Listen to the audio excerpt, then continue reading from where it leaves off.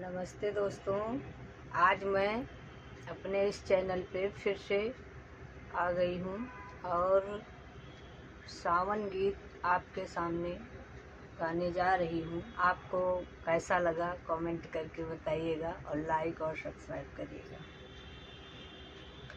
हरवा टूट कृष्ण जी के कोरवा, राधा पड़ी बिरुगवाना।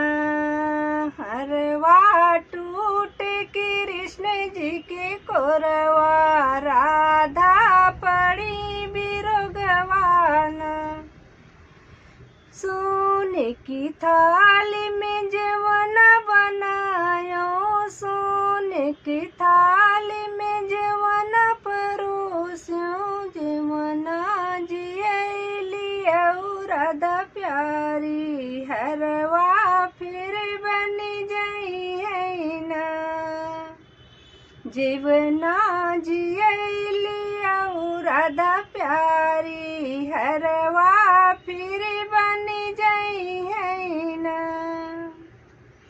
हरवा टूट कृष्ण जी के कोरवा, राधा पड़ी बिरुगवाना। राधा पड़ी बिरुगवाना। झांझर गेड़ुआ गंगा जल पानी, झांझर गेड़ुआ गंगा जल पानी।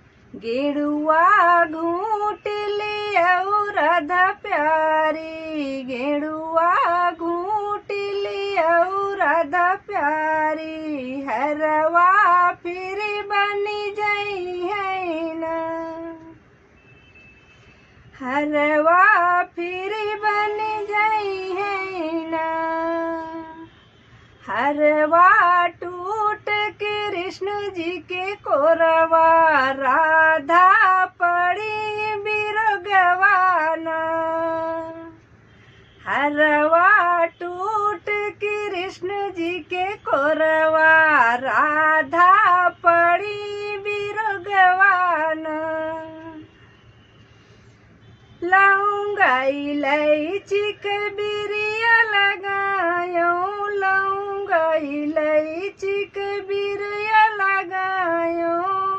बिरिया कूच लियो राधा प्यारी। हरवा फिर बनी जाई है ना, बिरिया कूच लियो राधा प्यारी। हरवा फिर बनी जाई है ना।